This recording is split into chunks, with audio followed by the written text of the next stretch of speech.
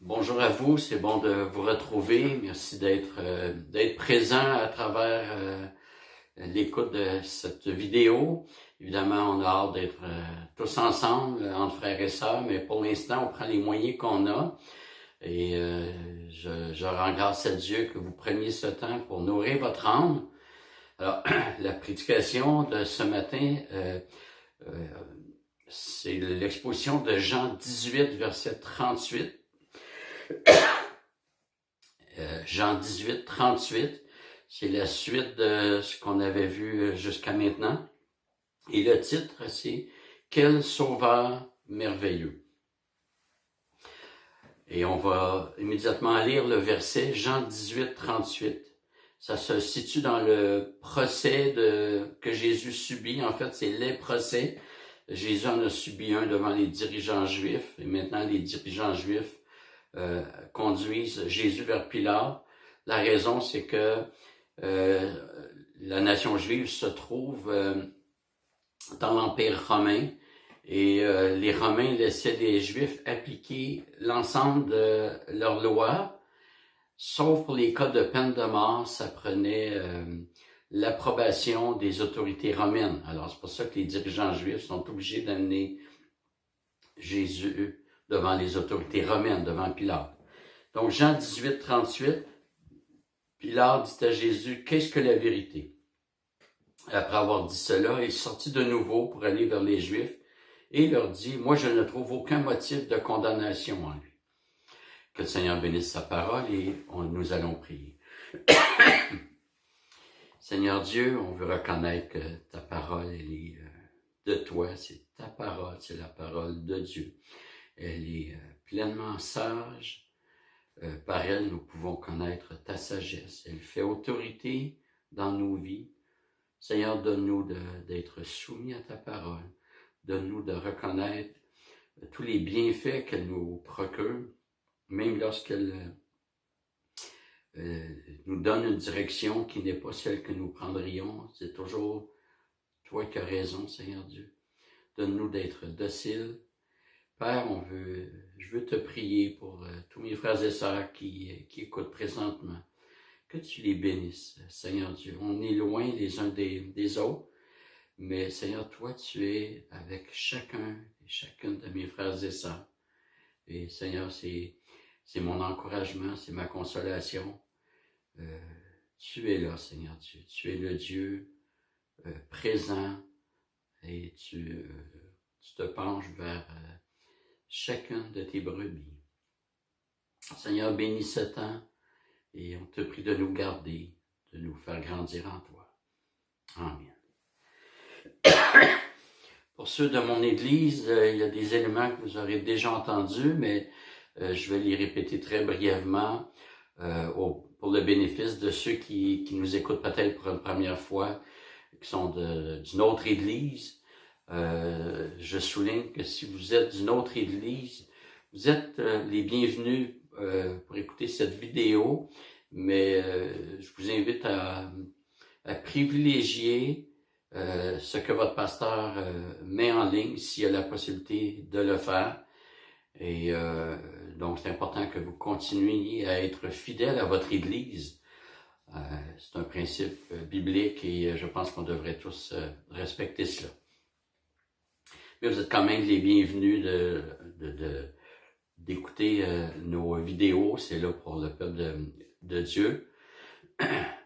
Donc, on sait que l'Alliance mosaïque comporte énormément de rites et d'institutions qui annoncent toute la personne et l'œuvre de Jésus-Christ. Par exemple, la terre d'Israël préfigurait le royaume des cieux. Le temple de Jérusalem préfigurait l'Église. L'exode d'Égypte annonçait la libération du peuple accomplie par Jésus-Christ. Bref, tout l'Ancien Testament prépare le lecteur à la venue du Messie. toutes les institutions, tous les rites, les prophéties, tout cela pointe vers la venue de Jésus-Christ. Et c'est pourquoi Jésus dit que toutes les Écritures témoignent de lui, témoignent de sa venue, de son œuvre, de sa mission. Et à travers ce que le Nouveau Testament appelle des ombres, qu'on pourrait comparer à des maquettes, qui préparent une communauté à la construction d'un projet. Par exemple, quand une ville veut construire un hôpital, ben ils vont faire une maquette pour préparer la population à la construction d'un hôpital. Ça nous donne une idée de ce à quoi ça va ressembler. Mais la maquette ne soignera jamais quelqu'un. Ça pointe vers une réalité future. Toutes les institutions de l'Ancienne Alliance sont comme une grande maquette qui annonce la venue de Jésus-Christ. Et une des caractéristiques du Messie annoncé dans l'Ancien Testament se trouve dans Exode 12, alors que le Seigneur donne les consignes au peuple afin qu'il évite le jugement, la dernière plaie, c'est-à-dire la mort de tous les premiers-nés de chaque famille. Les Israélites avaient reçu la consigne que s'ils appliquaient le sang de l'agneau pascal sur les linteaux de leur porte, ils ne seraient pas frappés par le jugement de Dieu.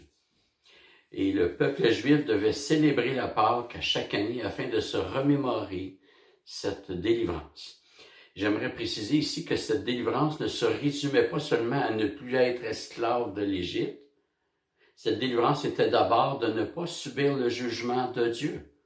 Le peuple juif méritait le même sort que les Égyptiens.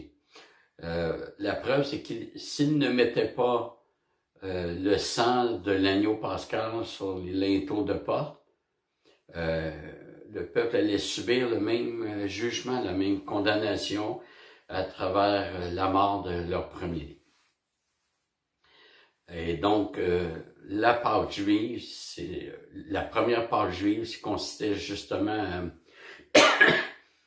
mettre le sang de l'agneau pascal sur le linteau des portes de chaque maison. Chaque père de famille devait faire cela pour éviter le jugement. Et c'est ce qu'on appelle la Pâque juive. Ils célébraient le fait que l'ange de la mort, lorsqu'il passait au-dessus du pays, ne frappait pas les maisons dont les portes avaient été enduites du sang de l'agneau pascal. Et voici ce qui est dit en Exode 12, d'abord au verset 3. « Parlez à toute la communauté d'Israël et dites, le 10 de ce mois, on prendra un agneau pour chaque famille, un agneau par maison. » Puis au verset 5 et 6, « Ce sera un agneau sans défaut, mâle, âgé d'1 an. Vous pourrez prendre un agneau ou un chevreau. Vous l'aurez en garde jusqu'au 14e jour de ce mois, et toute l'assemblée de la communauté d'Israël l'immolera entre les deux soirs. » Le verset 3 nous informe que cet agneau devait être sélectionné le 10 du mois en cours, avec des critères très précis. Et le verset 6 précise qu'il devait l'avoir en garde jusqu'au 14e jour. Pourquoi le 10e jour pour sélectionner et le 14e jour avant d'aller plus loin? Tout simplement pour bien prendre le temps d'observer l'agneau et de l'examiner afin de s'assurer qu'il correspondait aux exigences du verset 5, un agneau sans défaut, mâle, âgé d'1 an. Et cette perfection exigée pour l'agneau pascal annonçait une grande vérité concernant Jésus-Christ, l'agneau de Dieu qui ôte le péché du monde. Il est important pour nous de savoir, d'être convaincus que Jésus a été sans péché. Même durant son incarnation, il n'a jamais péché. Il a été tenté comme nous à tous égards, excusez-moi, mais jamais il n'a péché, jamais il a transgressé la loi de Dieu, ni en action, ni en pensée, ni par omission. Et on avait vu dans les dernières semaines que Jésus a été accusé par les dirigeants religieux juifs, qu'il a comparu devant Pilate et devant Hérode. Les dirigeants juifs n'ont jamais dit que Jésus était sans péché, mais ce qu'ils ont fait témoigne qu'ils ne voyaient rien de répréhensible envers lui. Matthieu 26, 59 nous dit « Les principaux sacrificateurs et tout le Sanhédrin cherchaient quelques faux témoignages contre Jésus pour le faire mourir. » C'est très grave ce qu'il dit ici. Quand les dirigeants chargés d'appliquer la justice, eux qui ont la loi de Dieu, cherchent des faux témoignages qui contreviennent aux 10 commandements, donc à un des 10 commandements, pour faire mourir Jésus, ça contrevient à un autre commandement, celui de ne pas tuer. C'est très grave ce que les dirigeants juifs ont fait. Et ça prouve que s'ils cherchaient des faux témoignages, ça prouve qu'ils n'avaient pas de vrais témoignages pour accuser Jésus. Et la loi était claire dans, je pense, c'est Deutéronome 17 et Deutéronome 19. Ça prend des vrais témoins et les anciens devaient faire une enquête sérieuse pour s'assurer que les témoins étaient crédibles, qu'ils n'avaient pas inventé, qu'il n'y avait pas une conspiration, un complot. Et on a déformé les paroles de Jésus. Regardez, Matthieu 26, 61 dit, celui-là, en parlant de Jésus, celui-là a dit, donc c'est une accusation, donc Jésus a dit, je puis détruire le temple de Dieu et le rebâtir en 3 jours. C'est les dirigeants juifs qui disent ça, mais c'est une fausse accusation. Voici plutôt ce que Jésus avait dit en Jean 2, 19. Détruisez ce temple et en 3 jours je le relèverai. Il n'a jamais dit que lui allait détruire le temple. Il dit, détruisez-le, puis moi je vais le rebâtir en 3 jours. Et on l'accuse ainsi d'avoir menacé de détruire le temple. Donc les dirigeants juifs n'avaient aucune accusation sérieuse contre Jésus. Par sérieux, j'entends qu'on n'a pas pu rien trouver chez Jésus qui allait contre la loi de Dieu. Quand on est obligé d'inventer, c'est qu'on n'a pas de vérité. Et pour cause, Jésus a obéi parfaitement à toute la loi de Dieu. Et il a fait tout ce que la loi demande. De son côté, Pilate, celui qui avait le pouvoir de libérer Jésus ou de le condamner, affirme ce que nous avons lu au début en Jean 18, 38. Pilate sortit de nouveau pour aller vers les Juifs et leur dit, « Moi, je ne trouve aucun motif de condamnation en lui. » Et même Hérode joint sa voix à Pilate, Luc 23, versets 14 et 15. Pilate dit aux sacrificateurs, aux principaux sacrificateurs, aux chefs et au peuple, « Vous m'avez amené cet homme comme entraînant le peuple à la révolte. Voici, je l'ai interrogé devant vous et je ne l'ai trouvé coupable d'aucune des fautes dont vous l'accusez. Hérode non plus, car il nous l'a renvoyé. Et voici, cet homme n'a rien fait qui soit digne de mort. » Frères et sœurs, Jésus a été accusé alors qu'il n'avait rien fait de mal, ni aux yeux des autorités juives, parce qu'en réalité, ils ont eu recours à de faux témoignages, ni aux yeux de Pilate, ni aux yeux d'Hérode. Et les dirigeants juifs,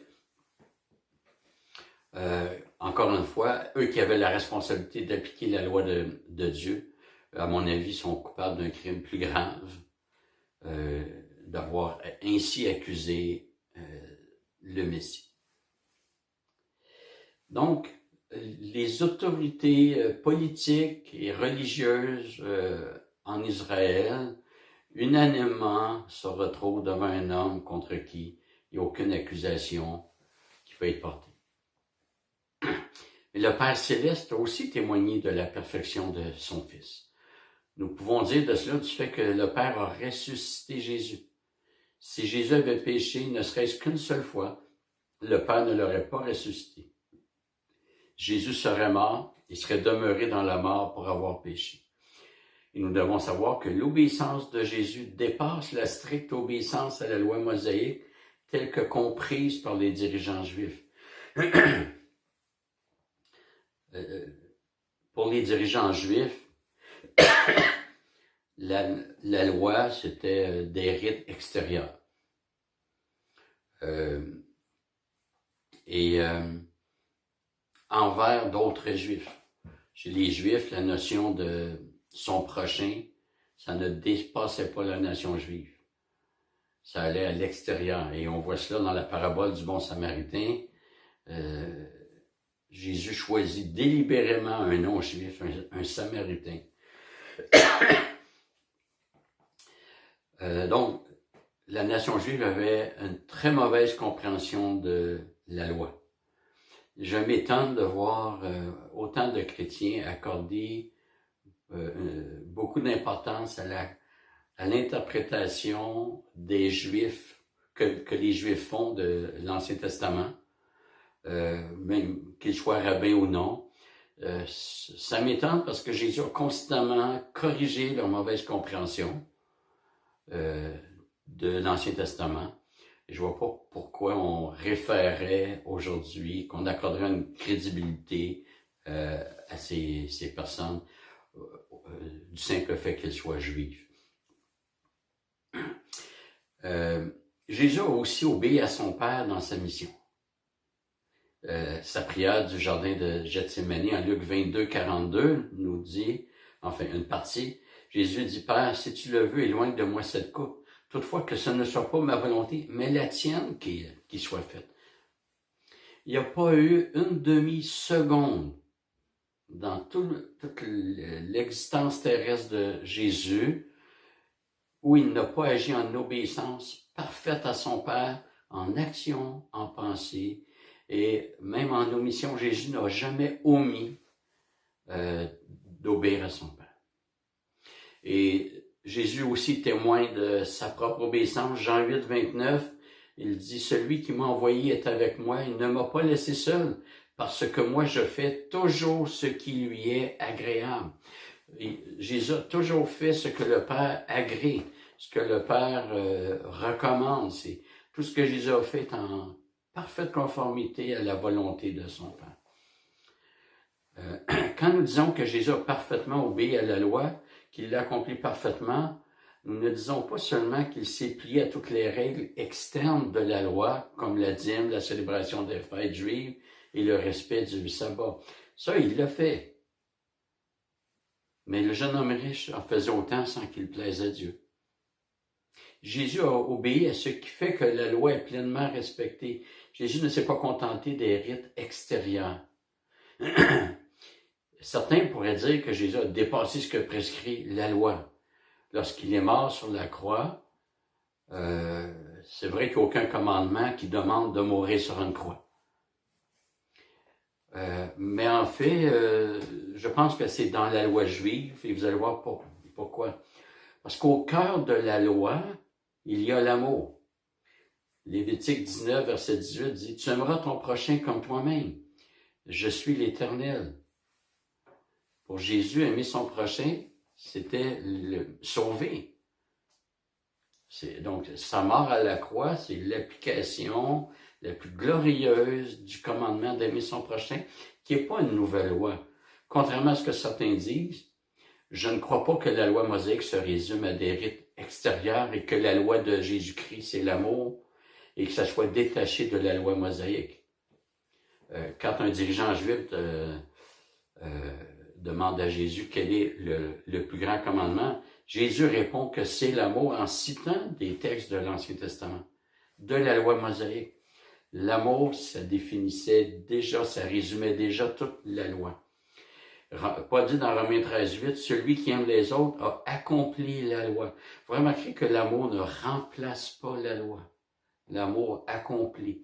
Si j'aime mon prochain, je ne volerai pas mon prochain. Je ne prendrai pas la femme de mon prochain. Je ne porterai pas de faux témoignages contre mon prochain. Je n'envierai pas ce qu'il a. Je vais plutôt me réjouir du fait que Dieu lui a donné cela.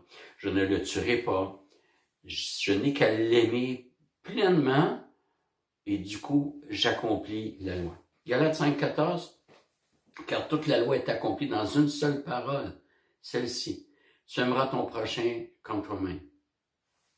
Encore une fois, Paul cite l'Ancien Testament ici. Jacques 2, 8, sans doute, si vous accomplissez la loi royale selon l'Écriture, tu aimeras ton prochain comme toi-même, vous faites bien.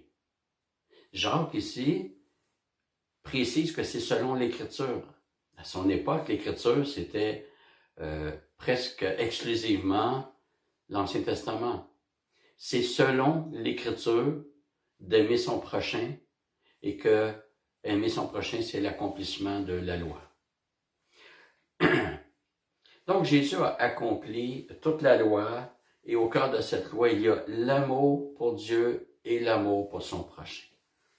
Quand Jésus répond à un scribe qui lui a posé la question, c'est le texte auquel je faisais allusion un peu par cœur tantôt, alors je vais quand même le lire.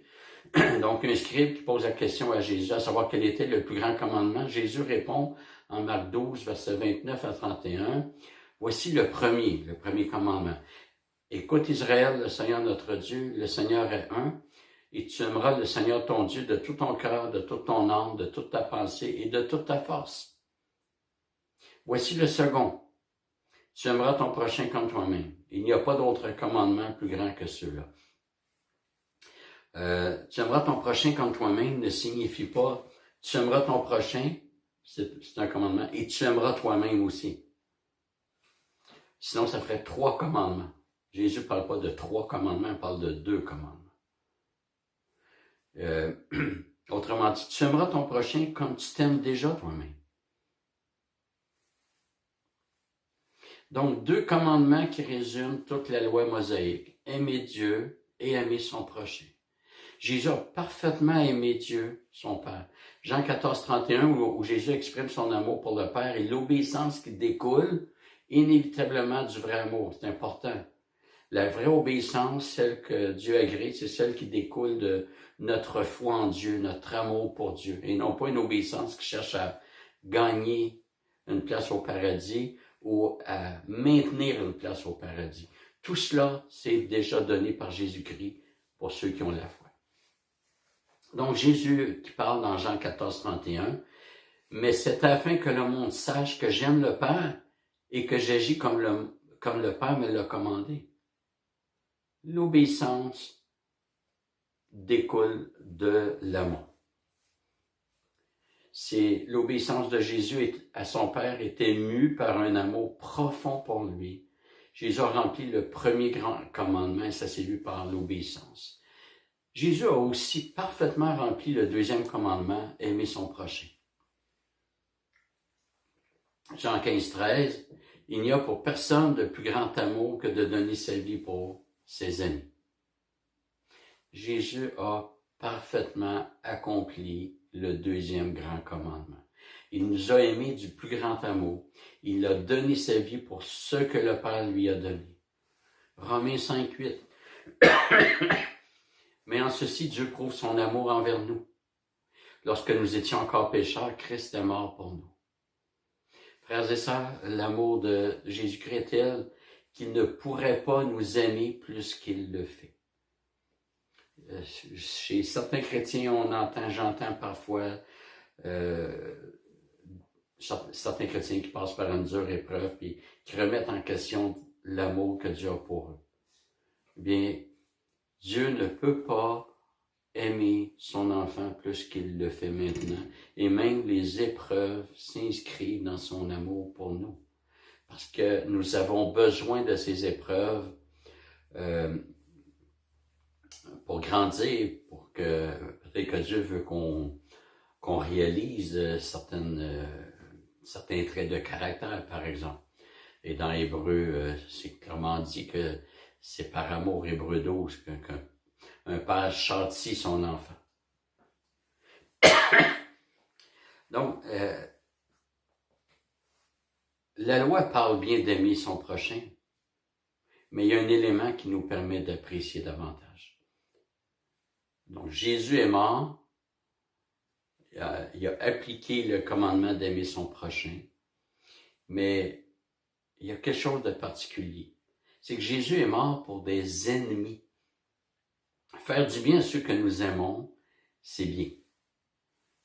Mais c'est peut-être courant. Mais Jésus a fait beaucoup plus. De toutes les personnes que Jésus a sauvées, toutes étaient ses ennemis. Moi, comme tous les frères et sœurs qui m'écoutaient. Romains 5, 6 nous dit, car lorsque nous étions encore sans force, Christ au temps marqué est mort pour des impies. Jésus-Christ n'est pas mort pour des personnes bien disposées, bien intentionnées. Il est mort pour des impies. Un impie, c'est celui qui n'a aucun respect pour Dieu. Il méprise Dieu. Que ce soit par des paroles ouvertes, blasphématoires, ou par une vie où l'on se fiche de Dieu, par une vie de religiosité où l'on cherche à imposer à Dieu nos pratiques. C'est moi qui décide comment je vais plaire à Dieu, puis Dieu doit accepter ce que je lui offre. Et c'est pas comme ça que ça fonctionne. Dieu ne s'accommode pas de nos goûts, de nos caprices. Il veut qu'on ait une vie de soumission à lui.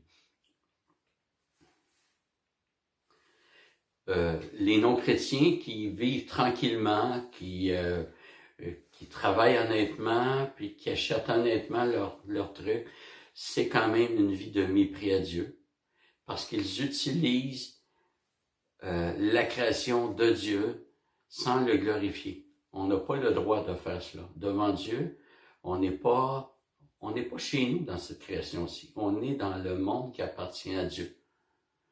Dieu dit que toute la terre est à lui et tous ceux qui l'habitent. Donc, même un citoyen honnête qui travaille honnêtement, puis même s'il fait du bien au point de vue social, s'il n'est pas chrétien, il méprise Dieu. Juste en l'ignorant, c'est un mépris pour Dieu. Bref, l'impiété prend 1001 formes, mais ça demeure de l'impiété. Et tous les chrétiens ont été des impies avant leur conversion, à commencer par moi. Paul décrit bien notre état passé en Éphésiens 2, les 3 premiers versets. Pour vous, vous étiez morts par vos fautes et par vos péchés, dans lesquels vous marchiez autrefois selon le cours de ce monde, selon la pensée de la société, le monde actuel, selon le prince de la puissance de l'air, c'est une expression qui réfère à Satan, cet esprit qui agit maintenant dans les fils de la rébellion. Nous tous aussi, nous étions de leur nombre. Est-ce que Paul porte un jugement ici? Absolument. C'est un jugement qui n'est pas de lui-même, c'est un jugement qui vient de l'Écriture, que nous sommes tous pécheurs. Nous étions de leur nombre et nous nous conduisions autrefois selon nos convoitises charnelles. Nous exécutions les volontés de notre chair et de nos pensées, et nous étions par nature des enfants de colère, comme les autres, c'est-à-dire comme, ici Paul peut référer à tous les non-croyants, mais il peut référer aussi aux païens. Nous tous, croyants d'origine juive, on n'était pas mieux que ceux d'origine païenne. Et la réponse de Dieu au verset 4 à 5, « Mais Dieu est riche en miséricorde, et à cause du grand amour dont il nous a aimés, » et ici il va faire référence à la croix, « nous qui étions morts par nos fautes, il nous a rendus à la vie avec le Christ. C'est par grâce que vous êtes sauvés. Il nous a ressuscités ensemble, croyants d'origine juive comme croyants d'origine non juive, ensemble, et fait asseoir ensemble dans les lieux célestes en Christ Jésus. » La réponse de Dieu à tous ceux qui s'est choisis, c'est de nous faire asseoir ensemble dans les lieux célestes. Il partage sa couronne avec nous. Imaginez qu'un homme riche voit un groupe de jeunes abandonnés par leurs parents, les jeunes font du vandalisme, ils n'ont aucune éducation, finalement ils doivent dormir dehors, ils n'ont aucun toit, etc. Ils font du vandalisme sur la maison de cet homme riche, ils détruisent complètement sa réputation. Et la réponse de cet homme riche, c'est pas d'appeler la police, mais c'est d'aller prendre en main ces gens, de les accueillir à sa table, leur offrir une éducation, vraiment en prendre soin, leur donner des repas, et voilà. Donc, il prend ses ennemis et il les traite avec comme des membres de sa famille. Ben, c'est exactement ce que Dieu fait pour tous ceux qu'il sauve. Nous étions ses ennemis. Nous étions des rebelles, des impies. Et Dieu nous a pris, il nous a sauvés, il nous a graciés, il nous a donné la repentance, la foi, et il fait de nous des membres de sa famille. Il nous accueille à sa table. Et Dieu nous aime tellement qu'il dit, je veux passer mon éternité avec vous. Wow! Frères et sœurs, Jésus a accompli parfaitement toute la loi. Non seulement les exigences extérieures, mais aussi le cœur de la loi. C'est-à-dire que toute son obéissance exprimait son amour profond pour son Père et pour nous. Jésus a aimé Dieu de tout son cœur, de toute son âme, de toute sa pensée. Et Jésus a aimé son prochain comme lui-même. Une obéissance parfaite à la loi de Dieu. Tout ceci nous donne de mieux comprendre la valeur du sacrifice de Jésus-Christ. Pour expier nos péchés, notre Dieu demande un sacrifice parfait. En théologie, on dit que le sacrifice de Jésus-Christ est un sacrifice de substitution.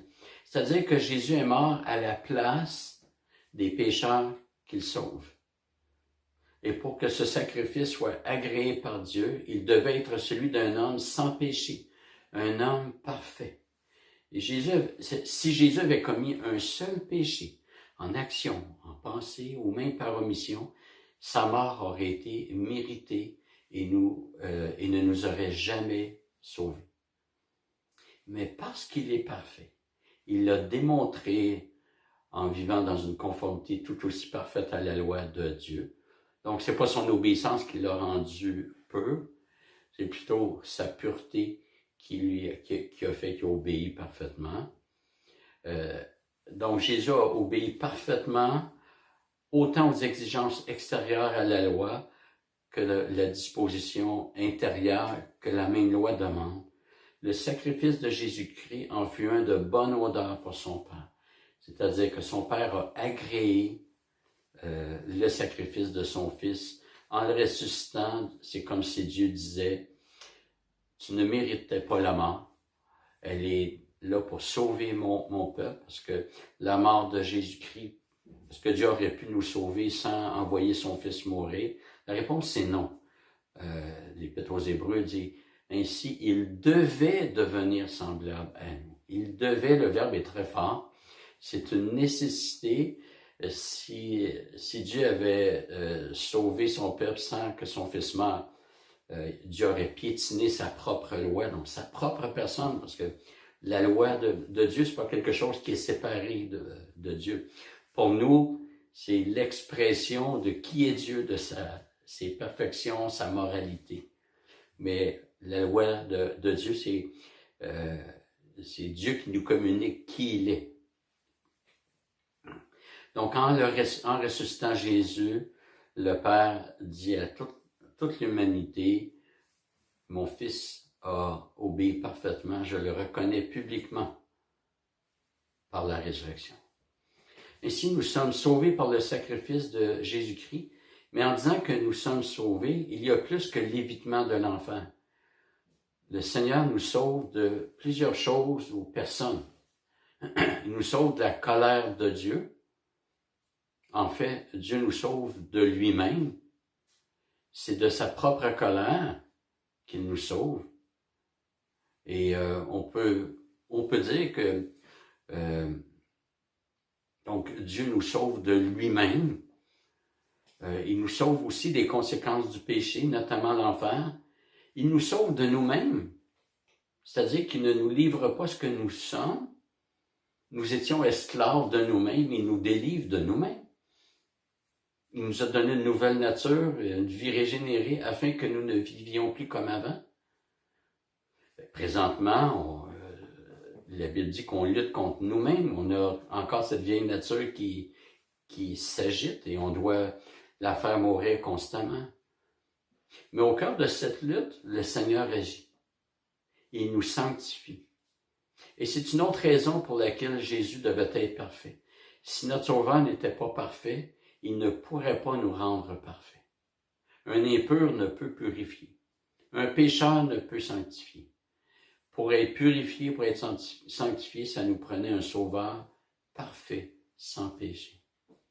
Frères et sœurs, les hommes du temps de Jésus n'ont rien trouvé pour le condamner, parce qu'il n'y avait rien de condamnable, tout simplement. Les Juifs ont dû inventer des accusations pour poursuivre leur projet de le condamner. Les non-Juifs, représentés par Pilate et Hérode, n'ont rien trouvé de condamnable non plus. Et même aux yeux des non-croyants, Jésus était sans reproche. Et surtout aux yeux de notre Dieu qui a reconnu les perfections de son Fils en le ressuscitant et en le faisant asseoir sur le trône royal. Nous avons un Sauveur parfait. Hébreux 7, 26 et 27 compare Jésus au sacrificateur de l'Ancienne Alliance. C'est bien un tel souverain sacrificateur qui nous convenait en parlant de Jésus. Saint, innocent, immaculé, séparé des pécheurs et plus élevé que les cieux, qui n'a pas besoin, comme les souverains sacrificateurs, d'offrir chaque jour des sacrifices, d'abord pour ses propres péchés et ensuite pour ceux du peuple. Cela, Jésus l'a fait une fois pour toutes en s'offrant lui-même. Lorsque nous annonçons l'Évangile, c'est important de présenter la personne de Jésus dans toutes ses perfections. Lorsque nous invitons les gens à croire en Jésus-Christ, nous devons les inviter à croire en celui qui est parfait, pas un homme comme les autres. Jésus-Christ est le seul, il est l'unique. Celui qui ne méritait pas de mourir est mort pour sauver tous ceux qui allaient croire en lui. Celui qui règne éternellement, puisque Dieu l'a élevé à la royauté, il va juger tous les hommes. Le message de l'Évangile ne consiste pas à présenter notre Église ni un mode de vie. Le message de l'Évangile consiste à présenter une personne, la glorieuse personne de notre Seigneur et Sauveur, Jésus-Christ. Dans notre vie chrétienne, nous avons aussi besoin de nous rappeler que Jésus est sans péché. Il peut nous secourir lorsque nous sommes tentés. Il a eu ces mêmes luttes que nous. Il a été tenté à tous égards, que l'auteur de l'Épître aux Hébreux nous dit. Mais lui n'a pas péché, malgré ses tentations, ses luttes. Il peut nous délivrer de nos péchés. Alors, on va prier pour terminer. Seigneur Dieu, merci pour les perfections de Jésus-Christ. Merci qu'il a résisté contre le péché. Il a résisté contre la tentation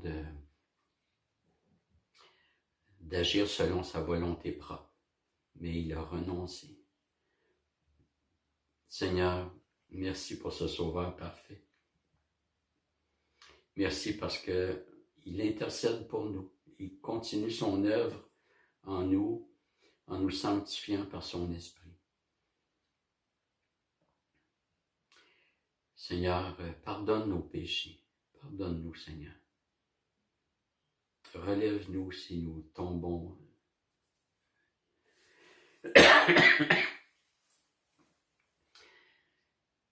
Merci pour ta grâce qui surabonde.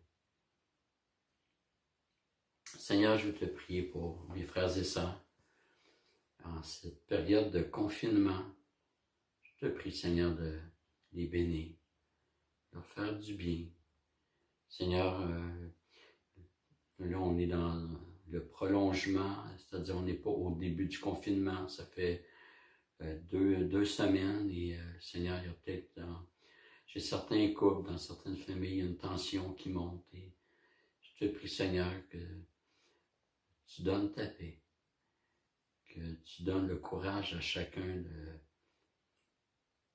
et l'humilité de reconnaître face aux autres s'il y a eu péché, si le ton a monté, si on n'a pas considéré son épouse, son mari, ses enfants, ses parents.